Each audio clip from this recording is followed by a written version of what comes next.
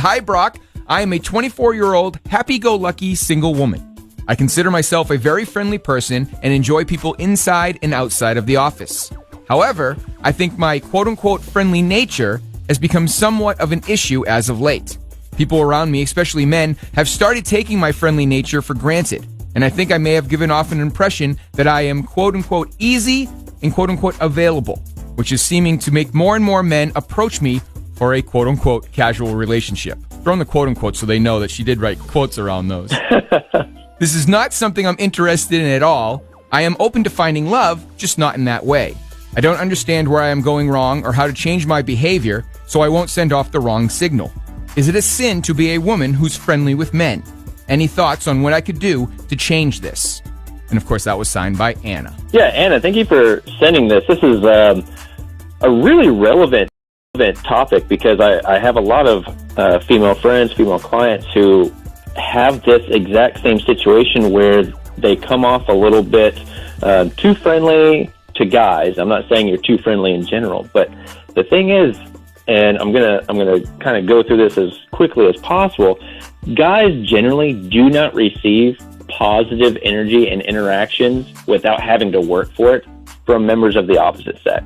So if you're coming off very, very friendly, yes, your attention is going to come off as a little bit easy, like, hey, I'm not really having to work for this. You must be really into me. And you don't mean that at all.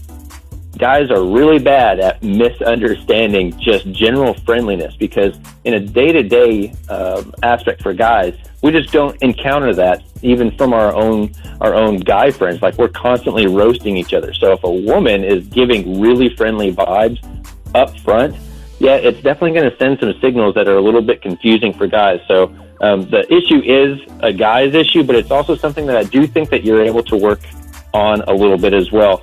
And I do offer coaching sessions that help with this exact same type of situation. So if after this you do want to reach out, be happy to talk with you more in person about it. But there are some things that you're able to do. You can be a little bit more cognizant about the fact that men are always looking for those micro interactions. So if you're being really friendly, say you're breaking the touch barrier, just joking, you laugh, you touch, or if you just stand too close, like, these are signals that guys pick up on subconsciously that make them think that you're just interested. So if you're able to be a little bit more aware of that, give a little bit of space between your male friends, I think that in itself, just that one little thing will help out so much in guys not being confused on your intent, even if it's just, hey, I'm just a friendly type of person. Because yes, guys are going to probably misinterpret that if you're really, really friendly, if you're constantly laughing, if you're playing with your hair, all of these types of signals that let guys know that what they're saying or what they're doing is being really well received.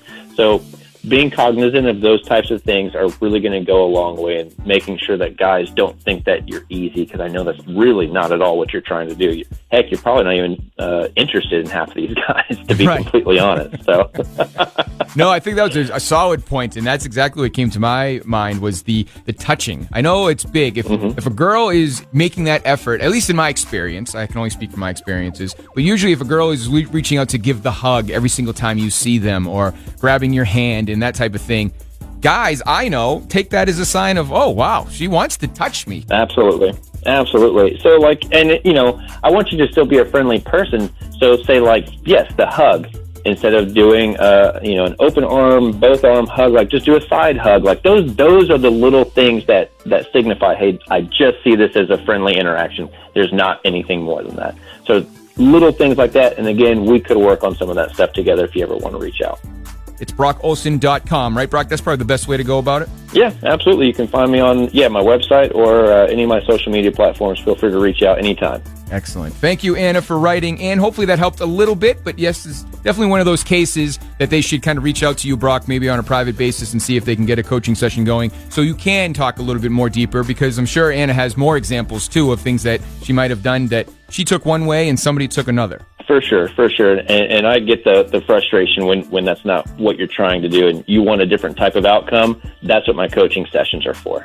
Excellent. BrockOlson.com is where you can go for all those details. If you have a question that you would like Brock to tackle here on the air, maybe it's not as deep as Anna's, but something else that you have on your mind, feel free to send me an email and I'll read it to Brock. That's Gino, Gino, at WDODradio.com. We also post up on our Facebook page, of course, Instagram, and you can now get the snackable audio of these little segments on our website too, hits96.com. Brock, thank you so much for the time. We greatly appreciate it.